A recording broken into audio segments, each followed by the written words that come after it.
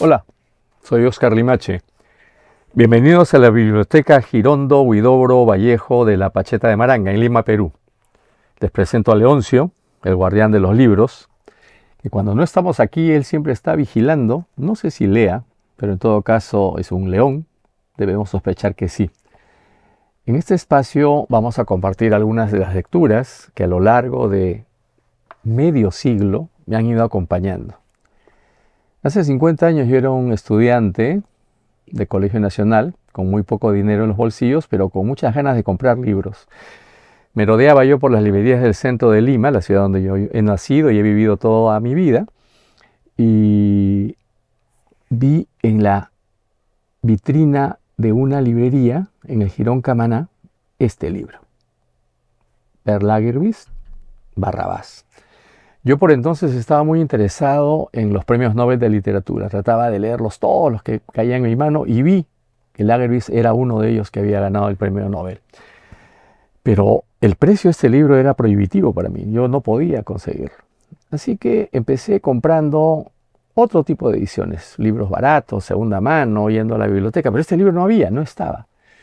Encontré algunas otras ediciones que compré y leí, pero que no me dejaron satisfecho. Me di cuenta que lo que más me interesaba era el libro como objeto, este gráfico. Luego supe que el que había diseñado esta cubierta se llamaba Daniel Hill y que había diseñado otras cubiertas de otros libros de Alianza Editorial que llegaban a Lima entonces en sus primeras ediciones.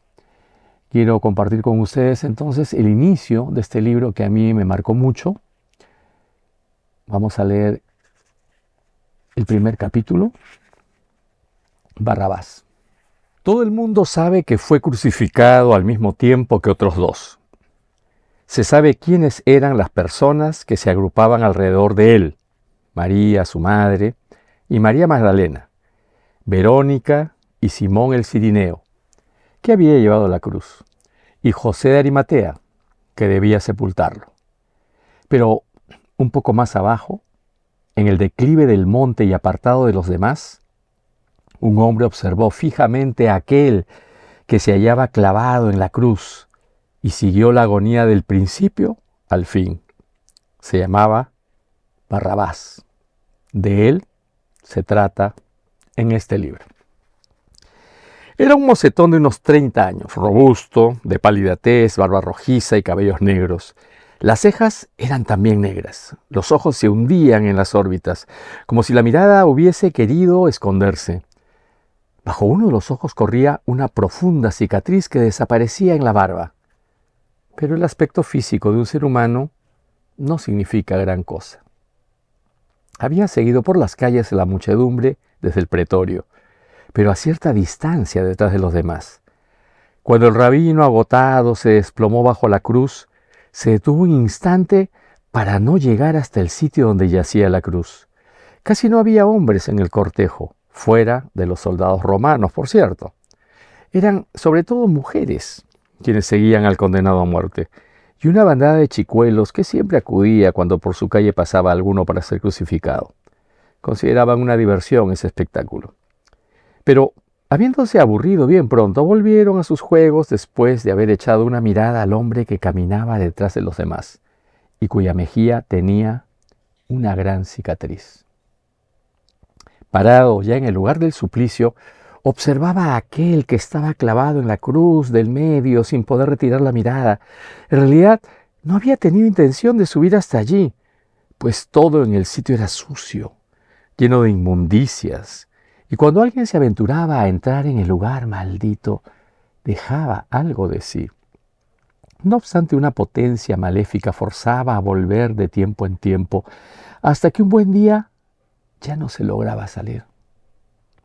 Cráneos y osamentas yacían esparcidos por todos lados, y cruces caídas, medio podridas, que ya no podían ser utilizadas, pero que no se retiraban porque nadie quería tocar las cosas que estaban allí. ¿Por qué, pues, se quedaba? No conocía a aquel hombre y no tenía nada que ver con él. ¿Qué hacía en el Gólgota él, que había sido liberado? El crucificado respiraba con dificultad y su cabeza colgaba hacia adelante. Poca vida debía de quedarle. No era un mocetón. El cuerpo era magro y endeble, y los brazos finos como si nunca hubieran sido usados. Era un hombre extraño, de barba escasa y pecho sin vello, como el de un adolescente. Todo esto disgustó al espectador.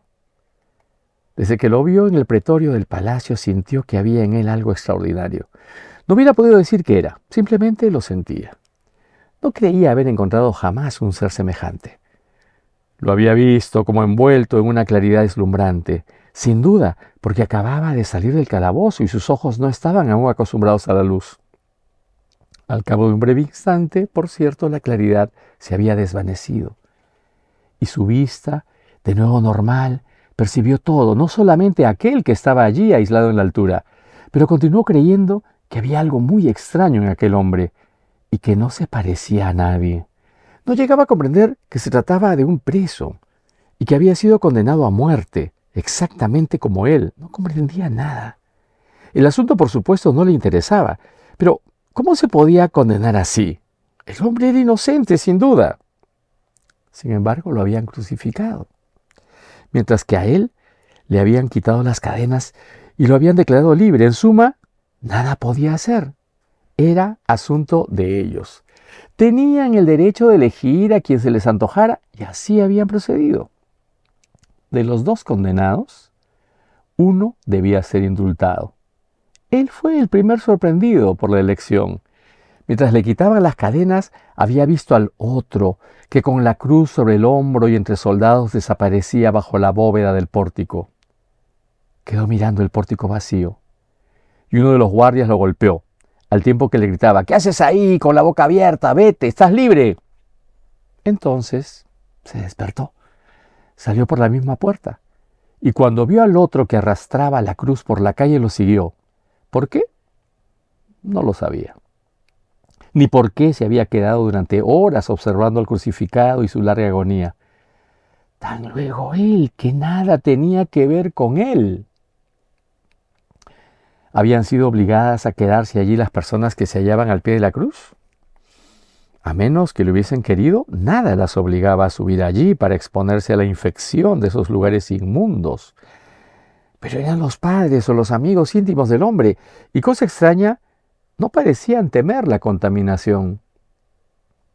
Esa mujer debía de ser su madre, aunque en nada se le parecía.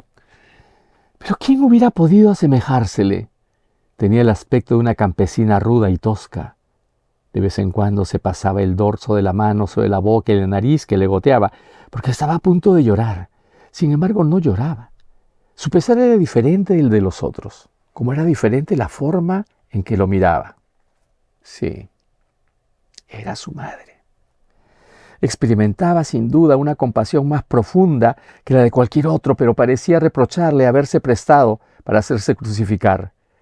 Lo había querido sin duda él, tan puro e inocente, y no podía aprobar su conducta. Siendo su madre, estaba segura de que era inocente.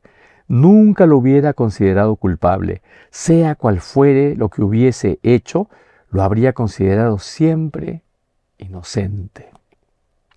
El espectador no tenía madre. Padre tampoco, en verdad. Ni lo había oído nombrar. No recordaba tampoco a pariente alguno. Si lo hubieran crucificado, no habría habido tantas lamentaciones como las que acompañaban a aquel hombre.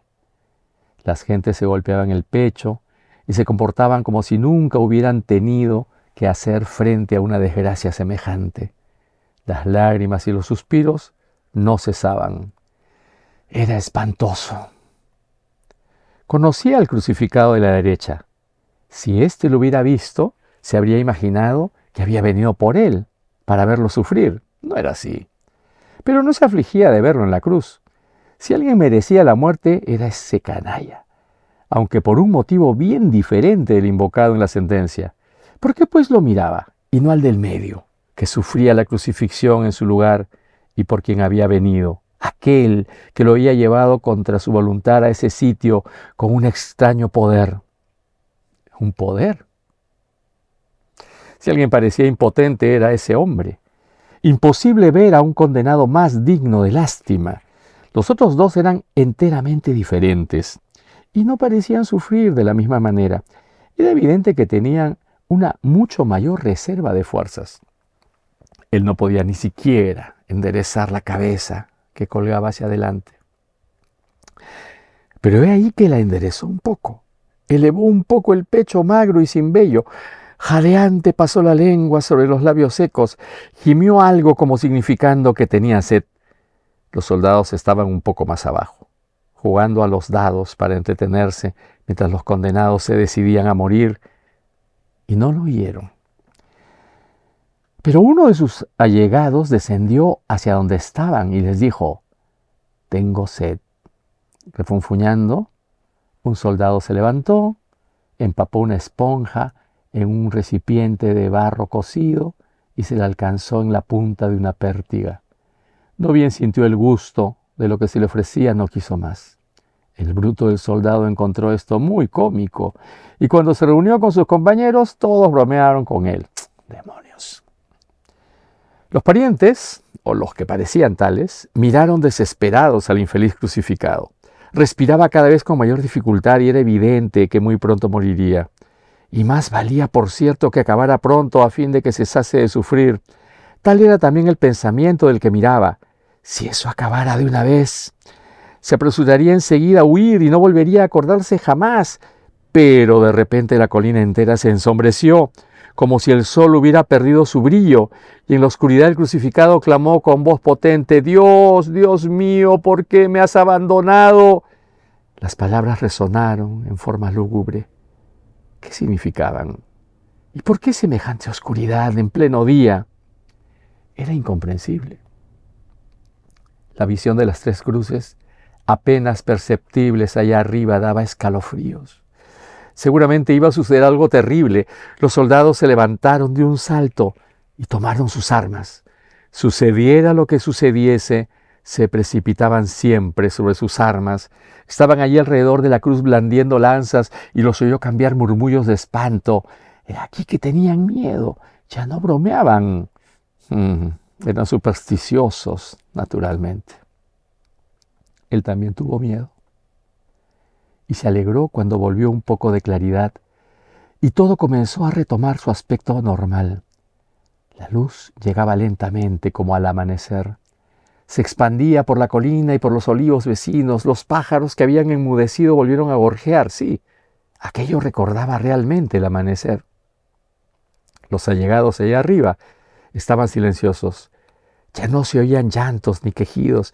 Se contentaban con mirar al hombre en la cruz. Y hasta los soldados hacían lo mismo. Todo había quedado tan calmo. Ahora podía alejarse todo lo que quisiera. Había terminado. El sol brillaba nuevamente y las cosas estaban como siempre. La noche había durado solo un momento durante la muerte del hombre. Sí, ahora se iría. Era necesario irse. Era evidente. Ya nada lo retenía. No tenía ninguna razón para quedarse, ya que el otro había muerto. Descendieron el cuerpo de la cruz. Lo vio antes de partir. Los dos hombres lo envolvieron en una mortaja de tela fina. Lo vio también. El cuerpo estaba completamente blanco. Y los sepultureros lo movían con tantas precauciones como si hubieran temido hacerle el mal menor y causarle dolor. Procedían de una manera muy extraña, pues ¿acaso no había el hombre padecido el suplicio de la cruz y todo lo demás? En verdad eran gentes extrañas, pero la madre miraba con ojos sin lágrimas al que había sido su hijo. Su rostro tosco y cetrino parecía incapaz de expresar el dolor, pero sucedía que no podía explicarse lo que había pasado y no podría perdonarlo jamás. A ella la comprendía mejor. Cuando pasaron juntos, a corta distancia de él, los hombres llevando el cadáver envuelto, las mujeres siguiendo el lúgubre cortejo, una de ellas, señalando a Barrabás, dijo algo en voz baja a su madre. Esta se detuvo y lo miró con un aspecto tan lleno de desesperación y de reproche que jamás podría olvidarlo. Continuaron descendiendo del Gólgota y tomaron luego otro camino a la izquierda. Los siguió desde bastante lejos para que nadie reparase hasta un huerto de la vecindad donde depositaron el cadáver en un sepulcro tallado en la misma roca. Después de haber rezado cerca del sepulcro, hicieron rodar una gran piedra delante de la entrada y se marcharon. A su vez se acercó y permaneció inmóvil. No rezó, pues era un malhechor cuya oración no hubiera sido escuchada porque él no había expiado su crimen. Por otra parte, no conocía al muerto. Sin embargo, quedó allí un momento. Luego se dirigió también a Jerusalén.